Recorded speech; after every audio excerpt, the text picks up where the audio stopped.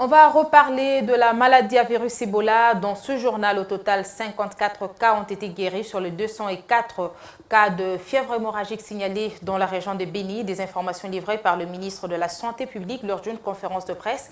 Oli Ilunga signale tout de même le ralentissement de la riposte due, entre autres, à la non-implication des tradis praticiens. Vigilance de mise dans le Nord Kivu. La situation demeure encore préoccupante et le mot d'ordre est donné. Les équipes d'intervention doivent être sur leur garde malgré les avancées positives enregistrées sur terrain dans la lutte contre l'épidémie d'Ebola qui frappe la contrée. Au dire du ministre de la Santé, aucune victoire sur l'épidémie. Elle est encore à haut risque. La résistance de la population serait la principale cause. Cette résistance est à la base de la deuxième vague de la maladie à Béni, dont l'ampleur reste inestimable. Pour l'instant, donc, on assiste donc à une vague de cas en fait qui sont des cas qui proviennent de Béni. Alors je vais vous expliquer la situation en 2 mots. Comme vous le savez, il y a une grande résistance communautaire. Donc la population n'a pas toujours voulu se prêter aux enterrements dignes et sécurisés. Donc c'est toujours des négociations extrêmement âpres pour convaincre la population en général l'a accepté. Mais il reste toujours des petites poches de résistance dans lesquelles il faut toujours faire. On a dû vraiment négocier, les équipes de la coordination ont dû énormément négocier.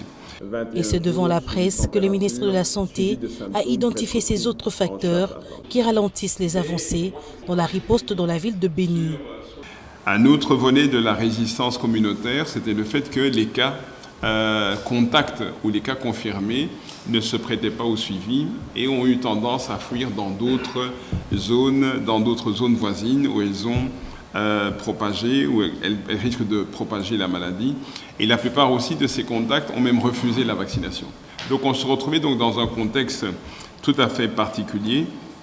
L'autre problème qui se présente à Béni, c'est quand même les problèmes donc, liés à l'insécurité, la question aussi des journées villes mortes qui bloquent les activités donc d'investigation, des alertes, de suivi des contacts, des opérations de vaccination.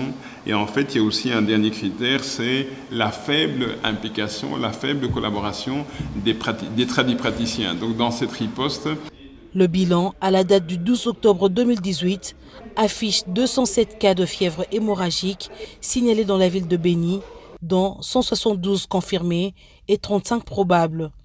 Sur les 172 confirmés, 54 sont guéris et 95 sont décédés.